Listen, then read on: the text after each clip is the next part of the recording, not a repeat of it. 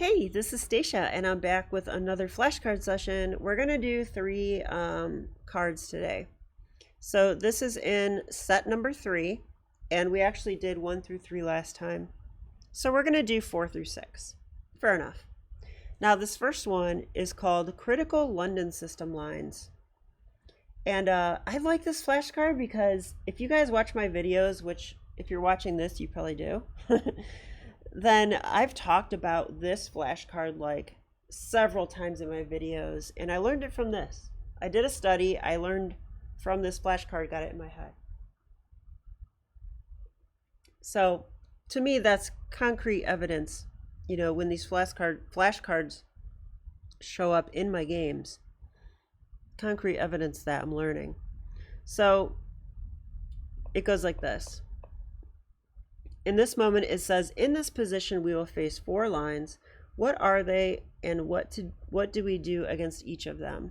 Okay, so unfortunately, I had arrows on the board, but I have this memorized. The 4 moves are definitely E3, Knight F3, Knight C3, and C3.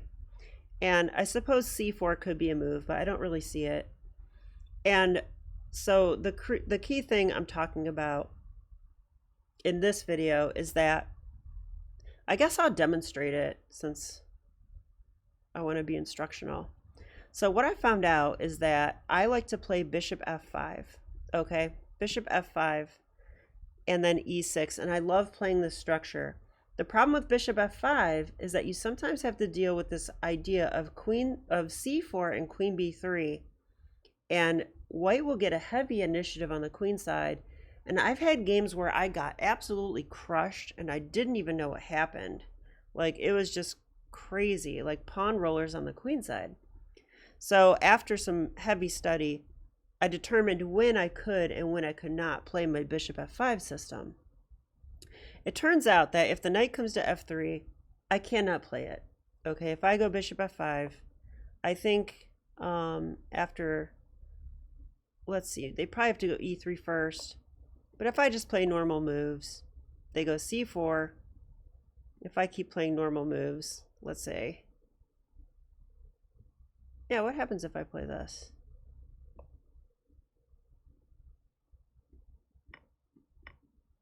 Queen b3 comes, and it can be rough, okay? It can be difficult. So I don't want to go into this stuff, so I shouldn't play bishop f5.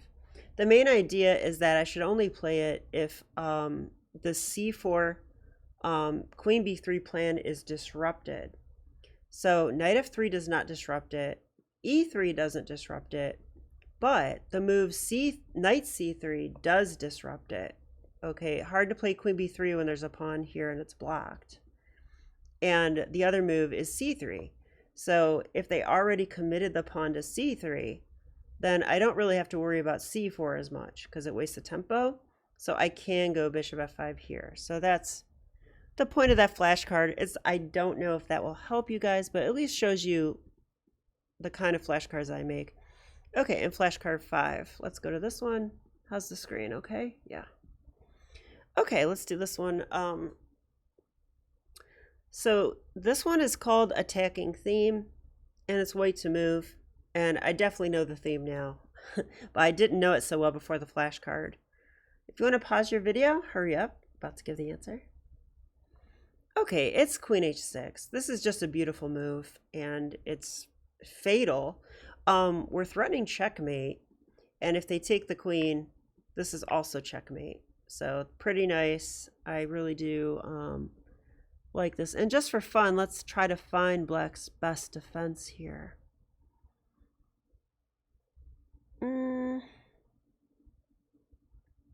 I'm thinking maybe bishop f6,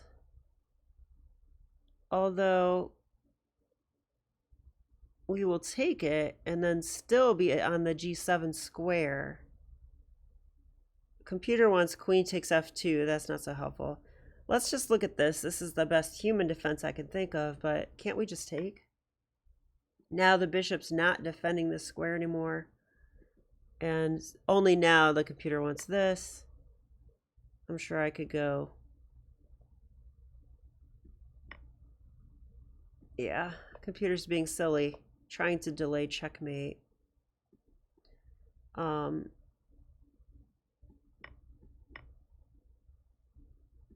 This is funny.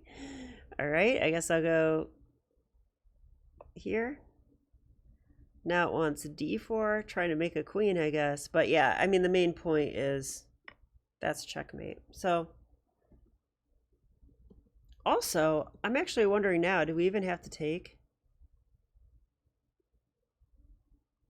Because we're on this a lot of times. I could probably take with a knight as well. No, bishop's way better. If I take with a knight, I think they can take here. And now maybe black's winning. Yeah, I think black's winning now. So don't do that, that's a blunder. Okay, let's go to the next one. Flashcard number 7. This is called Evan's Gambit Middle Game Idea. Okay, and the question is this. In this Evan's Gambit, what is white's best move? And I note, critical decision. So, pause your video and see if you can work this out. What do you think is the best move for white? Okay, so this is a position from one of my training games, I do believe. And I did not find the correct way forward, and I didn't know what to do. But it turns out the move e5 is quite strong. So what I learned is that the move e5, what we're intending to do is distract this pawn and distract this knight. Both of these pieces, if they're distracted, cause issues for black. So for one, if the knight on c6 is distracted away, let's say they take here, or even here, the knight is no longer guarding the bishop, and the knight is no longer blocking the a4 to e8 diagonal. That means that we can fork and win that bishop with our queen, with either queen b5 check or queen a4 check. Both should probably win the bishop. So the knight is actually quite busy on the c6 square, and he should not move. Now this pawn, if he takes, it does open up the diagonal to the queen, and we have the famous Evan's Gambit resource available. This is one of the reasons that we sack our b pawn in the Evan's Gambit, is to play the move bishop to a3, maybe getting a tempo on the queen, but also preventing black from castling. So as you can see, e5 poses some serious problems for black. So that is the best move, and now I'm going to try to work it out on the board. So I got the flashcard right, okay? Like the ideas I know. Like I do rely on my ability to figure it out during a game, beyond that. But let's try to figure this out concretely. After e5, what should black do? Okay, I'm going to have them take the pawn. Now, I was talking about bishop a3 here. But I also like, I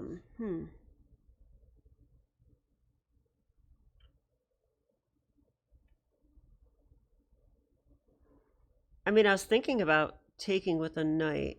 Okay, how about this move? I'm pretty sure this is right, if I recall. Just attacks this again. It is annoying that the bishop's covering e1, but like let's say they I'm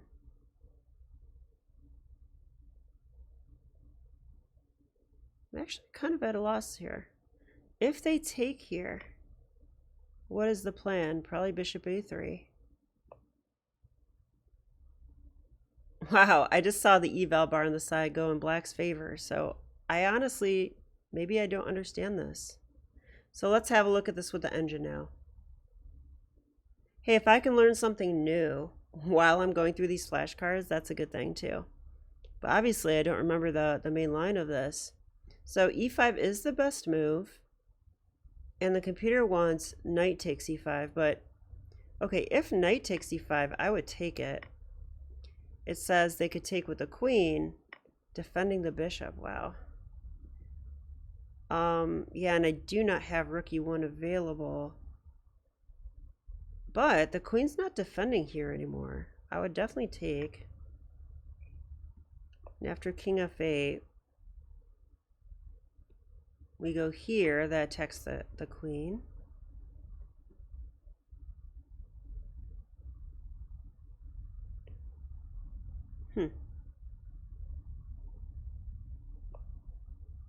That would attack the bishop.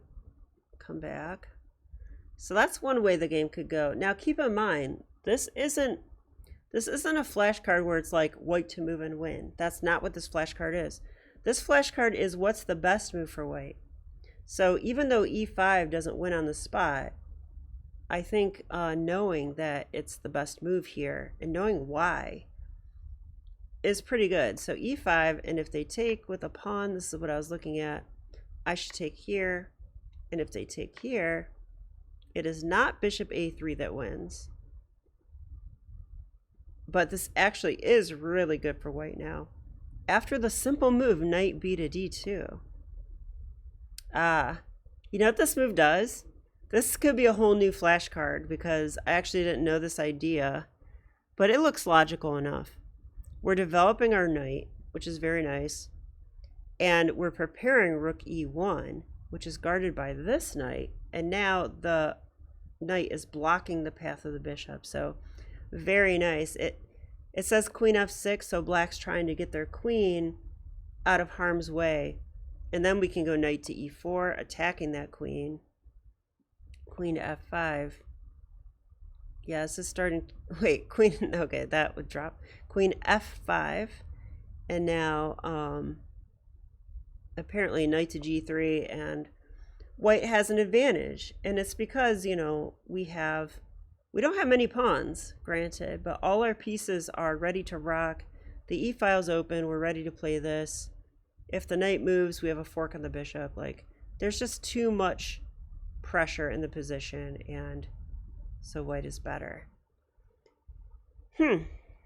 Okay, well, that was a pretty sloppy session for me, but I hope you learned something from it. I think I certainly did, and this is why I continue to like go through these flashcards, because not only do I review the ideas that I should know like quickly, but I learned like some deeper ideas as I process the information. So I hope you enjoyed this, and I'll see you next time. All right, bye.